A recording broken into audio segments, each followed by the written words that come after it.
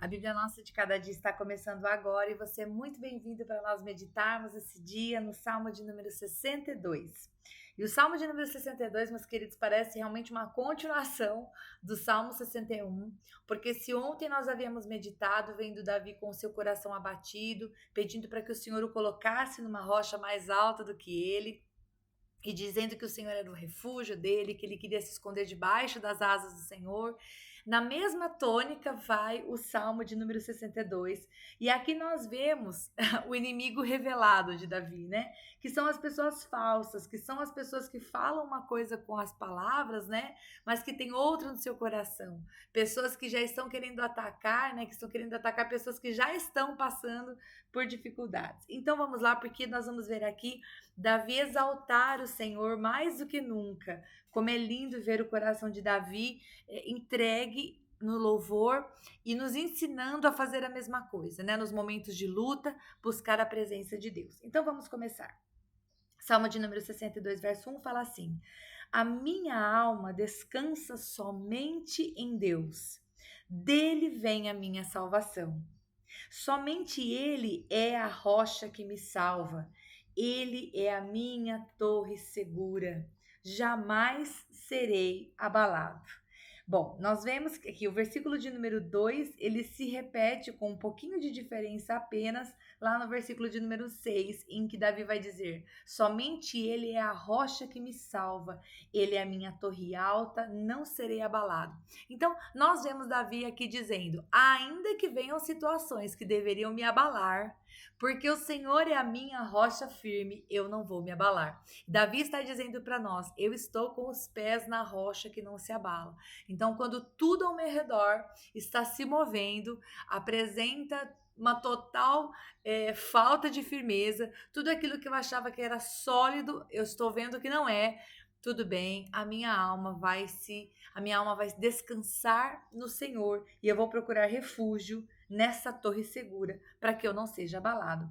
E aí no verso 3 e verso 4, Davi vai mostrar para a gente um pouquinho do que estava acontecendo. Ele faz uma pergunta: até quando todos vocês atacarão um homem que está como um muro inclinado?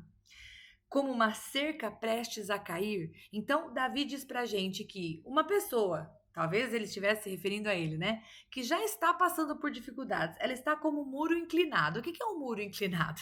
É um muro que está com a sua fundação um tanto quanto aí debilitada, né? Está prestes a cair, você não pode apoiar nesse muro.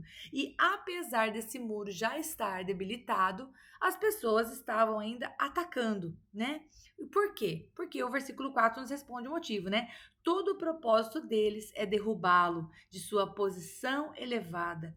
Eles se deliciam com mentiras, com a boca abençoam, mas no íntimo amaldiçoam. Então, essas pessoas que com falsidade se aproximavam para falar coisas boas, mas que na verdade tinham no seu coração coisas ruins, elas já haviam sido denunciadas. Davi já havia percebido qual era o intuito real, né? Glória a Deus por isso, né, queridos? Às vezes a gente fica triste quando Deus nos permite ver que uma pessoa que a gente julgava ser de confiança, na verdade era uma pessoa traíra, né? E a gente fica triste por ter descoberto que aquela pessoa não era de confiança. Mas sabe, queridos, quando isso acontece, a gente deveria dar glória a Deus. A gente deveria dizer: Pai, obrigada porque o Senhor permitiu me ver a verdade. Porque não tem coisa pior, né, queridos, do que a gente contar das nossas coisas ou acreditar que uma pessoa é amiga, acreditar que uma pessoa é de confiança, e na verdade ela não é. Que Deus, em nome de Jesus, realmente nos mostre quem são as pessoas que estão conosco, para que a gente não venha confiar em pessoas como essas aqui do versículo 4, né? Que com a boca abençoam, mas que no íntimo amaldiçoam. São pessoas que não querem o nosso bem, não estão do nosso lado lutando as nossas batalhas, né? Nem em oração, nem em amizade, nem em fidelidade. Bom, enfim, essas pessoas estavam querendo derrubar Davi, que ele fala que está numa posição elevada, mas engraçado, Davi é que ele se coloca como um muro prestes a cair. Fico pensando que Davi passava por tantas situações de luta, né, queridos? Não apenas as guerras que ele tinha que travar como rei, mas até mesmo no seu coração. E isso me faz pensar que toda pessoa que ocupa um cargo de liderança, embora muitas vezes ela esteja cercada de pessoas, talvez muitas vezes ela se sinta só. Sabe, com aquele sentimento de que você não pode ser vulnerável com ninguém, com aquele sentimento de que você não pode se mostrar debilitado muitas vezes. Sabe que Davi, através dos salmos dele, ele, ele acha que encontrava uma maneira de vencer isso, né? Ele coloca para fora, né, nos seus salmos, na sua adoração ao Senhor, toda a dependência dele. Muitas vezes até mesmo dizendo: Senhor, estou fraco, Deus, não tenho forças, minha alma está batida. Inclusive, quando eu estava vendo aqui, nesse salmo nós vemos que a alma dele descansa no Senhor, que é o próximo versículo. Eu estava me lembrando, né, de outros momentos em que Davi falou da sua própria alma. Teve vezes em que Davi disse, como no Salmo 57:8, né, desperta, acorda minha alma, ou aquieta minha alma, né? Então, enfim, Davi nos momentos de desespero ou nos momentos de alegria, ele estava sempre buscando ao Senhor, que é exatamente o exemplo que deixa para nós. Vamos continuar no versículo 5? Fala assim: descanse somente em Deus, a minha alma, dele vem a minha esperança. Ou seja, a nossa esperança não vem das pessoas que estão ao nosso lado, né? Que podem estar falando macio com a gente, mas na verdade não serem aquilo que parece. Verso 6: somente ele é a rocha que me salva, ele é a minha torre alta, não serei abalado. A minha salvação e a minha honra de Deus dependem. Ele é minha rocha firme, o meu refúgio. Confie nele em todos os momentos, ó povo. Derrame diante dele o coração, pois ele é o nosso refúgio. Para aqui um pouquinho. No versículo 7, Davi diz que a honra dele depende do Senhor. E eu acho isso muito legal para nós meditarmos. Poxa vida, Davi, como rei, não colocava a sua honra no tamanho dos seus exércitos, na quantidade dos carros, não colocava a sua honra na quantidade dos bens, na quantidade de mulheres ou de filhos que ele tinha, coisas que poderia humanamente trazer um aos olhos do povo, né? Mas ele coloca a dependência da sua honra no Senhor. Por quê? Porque Deus é aquele que dá tudo, que dava tudo para ele que ele tinha, e Davi sabia que o sucesso de tudo que ele fazia não dependia da sua qualificação pessoal. E eu penso que isso também nos ensina algo. Às vezes nós queremos ser honrados pelas pessoas, né? Ah, eu vou ser honrado porque eu sou inteligente. Eu vou ser honrado porque eu tenho muito conteúdo na minha cabeça.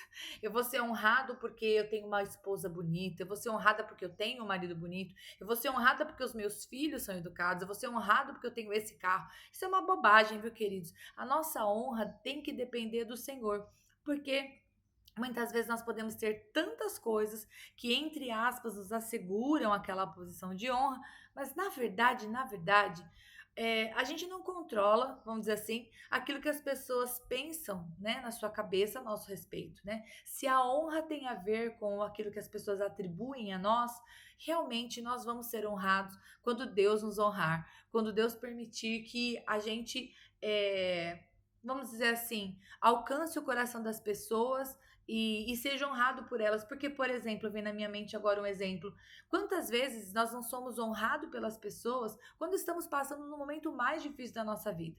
Quando não temos dinheiro, quando não temos saúde, quando não temos coisas que são socialmente agradáveis, né, ou reconhecíveis. E por que nós somos honrados? Exatamente porque nós passamos pelos momentos de luta com Deus. E a pessoa olha para nós e fala: nossa, aquela pessoa realmente teme a Deus. Ela teria todos os motivos para estar murmurando, chateada, cabisbaixa, fechada em si, e ela prefere, no momento de luta, ser uma pessoa que agrada a Deus, que adora a Deus, que busca a Deus. Você entende, meus queridos? Às vezes a gente quer ter honra por aquilo que a gente tem, e Deus nos chama a ser honrados por aquilo que somos. E somos em que sentido? Não em nós, mas na dependência dele, né? Realmente tudo é dele e ele é o nosso refúgio. E aí, quando no versículo 8 fala de derramar o nosso coração diante do Senhor, esse derramar o coração, sabe o que me lembra? Lá em 1 Samuel, a história de Ana. Vai lá no capítulo 1 que você vai ver. Ele vê ela lá orando, e o que ela está fazendo? O que é derramar o nosso coração? É fazer exatamente o que Ana fez. Vai lá, né? 1 Samuel capítulo 1. Ela derrama o seu coração em choro e adoração e oração diante de Deus. Então, Confie nele em todos os momentos, né? O povo derrame diante dele o coração. Então, quando eu e você nós estivermos aflitos, a gente deve fazer igual Ana e igual Davi está falando, derramar o nosso coração, como se o nosso coração fosse uma jarra cheia, ok? Como se fosse uma jarra cheia, ou de tristeza, ou de amargura, ou de preocupações, ou de ansiedade, e a gente vai derramar.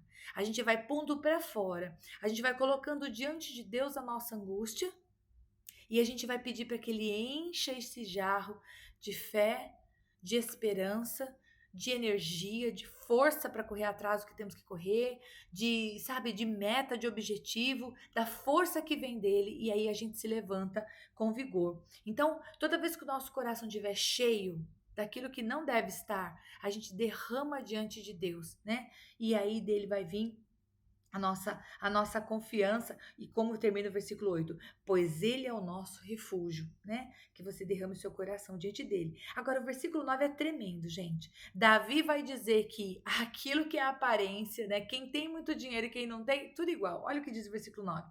Os homens de origem humilde não passam de um sopro.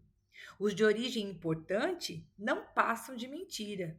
Pesados na balança, juntos não chegam ao peso de um sopro. E aqui Davi iguala na régua, né, gente? Ele vai dizer: olha, se você acha que você tem muito e por isso você é importante, ou se você acha que você tem pouco e por isso você não é importante, saiba que vocês dois são iguais diante de Deus. A nossa vida é como um sopro, né? O que hoje somos, temos, fazemos, amanhã pode não estar mais aqui, né? Tudo é muito vago, tudo é muito volátil, né? Tudo passa muito rápido. É realmente um sopro.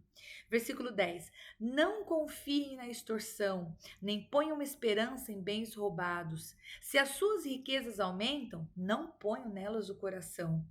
Ou seja, não confie naquilo que você tem. Se você tiver posses, glória a Deus por isso, né? Glorifique o Senhor através dos teus bens. Que tudo aquilo que você tenha, que foi conquistado porque Deus te permitiu, você nunca se esqueça que foi da mão dele que veio. Que o seu coração não se soberbeça, que o meu coração não se soberbeça, porque temos um carro, uma bicicleta, uma moto, uma casa. Ou se não tivermos nada disso, que ainda assim o nosso coração se alegre no Senhor, porque a bênção não está nos bens.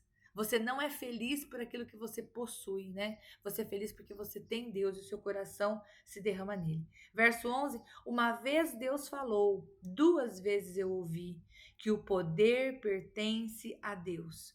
Contigo também, Senhor, está a fidelidade.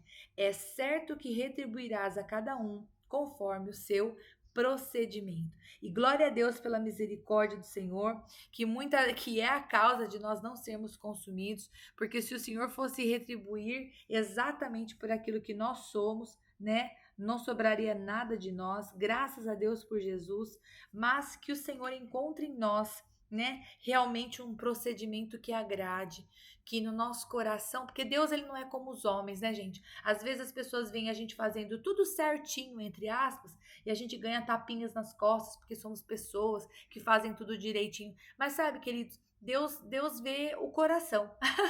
Então, mais do que fazemos tudo bonitinho para que o homem veja e dê tapinha nas nossas costas, que em nome de Jesus o Senhor encontre em nós um coração reto, um coração firme, um coração que não trama maldades.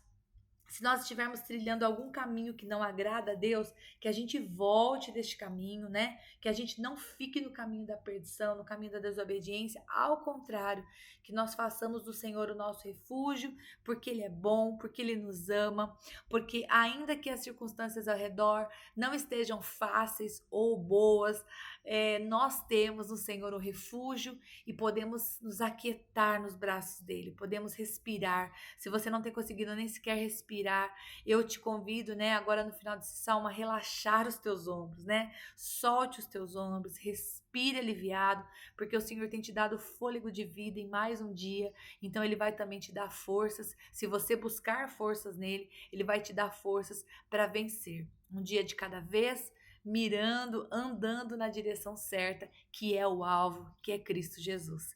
Deus te abençoe e se o Senhor nos permitir, eu te vejo no próximo salmo. Um grande abraço.